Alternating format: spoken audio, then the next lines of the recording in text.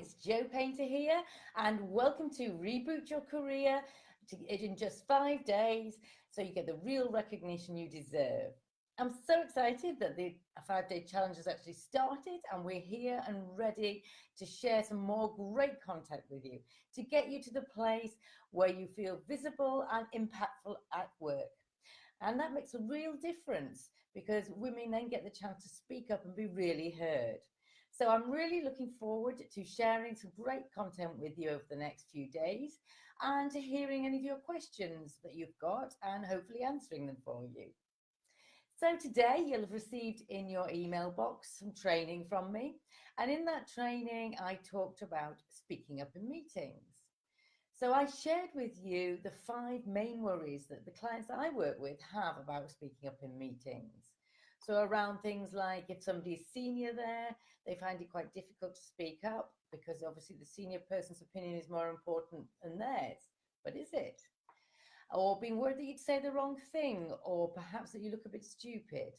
So there were 5 worries there, and I expect probably at least one of them resonates with you. So if it doesn't, then that's fantastic. But I'm sure there are some other things that are holding you back in meetings. So then in the training, I talked about your inner critical voice, that voice that nags away inside of us just at the wrong time, telling us we're not good enough or that we really need to to be better or comparing us to other people, all those sorts of really negative thoughts that pull you down. So I talked about that, and I asked you to think about what your inner critic really says. What are the exact words it uses? So did you manage to do that? Did you manage to really work out the exact words that your inner critic says to you in those situations?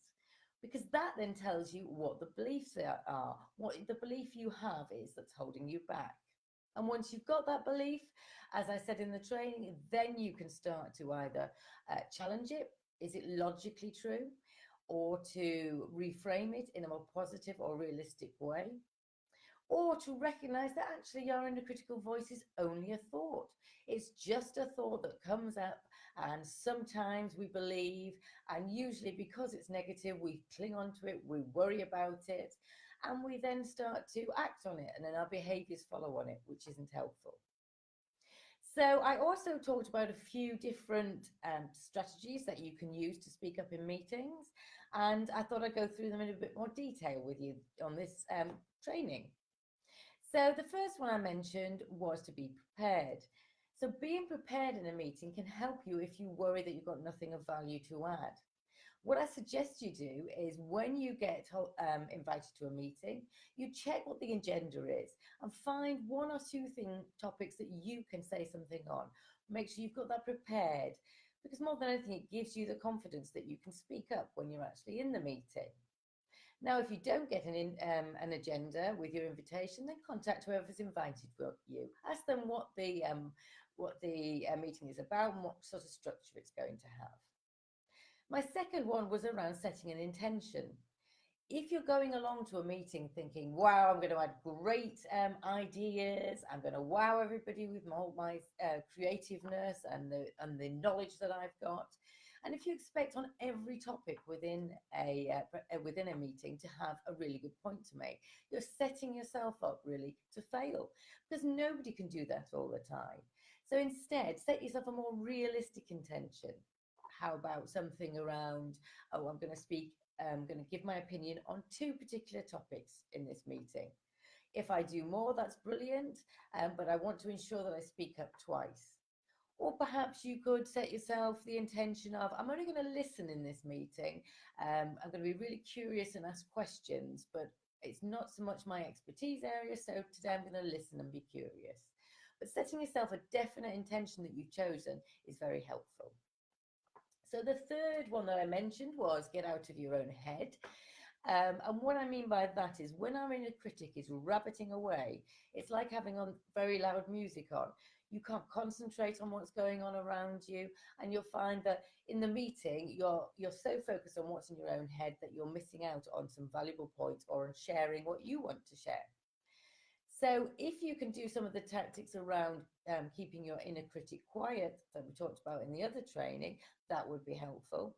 but keeping your focus and your attention on active listening to other people, observing body language, that sort of thing. Whenever your thoughts drag you off onto something else, just pull yourself back again, pull yourself back into the moment so that you're paying real attention. And that stops you being up there in your head with everything whirling around. The next one was don't give away your power. That's really important because whatever position you have, or whatever your pay packet or your job title is, you have equal amount of power when you go into a meeting. So you might go into a meeting and there are senior people there. You have an equal amount of power to speak up. And if you don't speak up, then you're actually giving away that power. You're actually letting the other people take your power and speak instead of you, which is not great for the business because it means they don't hear your thoughts and ideas. And it's also not great for you because you're giving yourself that message that actually I'm not valuable enough. My opinions aren't worth enough for me to actually speak up for them. And that can really knock your self-esteem and confidence. So try to stay out of your own head. And the other one I mentioned was about advocating. If we all advocated for each other, whether we're women or women and men, it doesn't matter. But if we notice behaviors such as interruptions, being ignored, somebody's opinion really not being listened to, if we all advocated for that by speaking up and saying something like, oh, I think Joe hadn't quite finished that point, or the idea Joe mentioned just before, I'd like to explore that a bit further. So if we advocate for each other, whether we're male or female, we will get our voices heard and the behaviours in the meetings will change and make it much easier and more collaborative. And the final one I mentioned was body language. And body language is important because it really does convey a lot of your message. If the words you're using aren't congruent with your body language, then it can be a real mishmash for people who are wanting to pick up on what you say. So your body language to feel confident and to look confident to others needs to be quite open. So if you have a tendency to sort of sit back and huddled over or over your desk or just really to take up as little space as possible, try opening up your body language. Open up your shoulders, sit back, take up space and be quite comfortable in being in your seat. And that really does give the message to other people that you are confident and you have got something to say, but it also gives a message to you. It sets off a chemical cycle in your mind, which makes you feel confident too. So those are my tips and strategies for speaking up in meetings today. I hope you found that useful.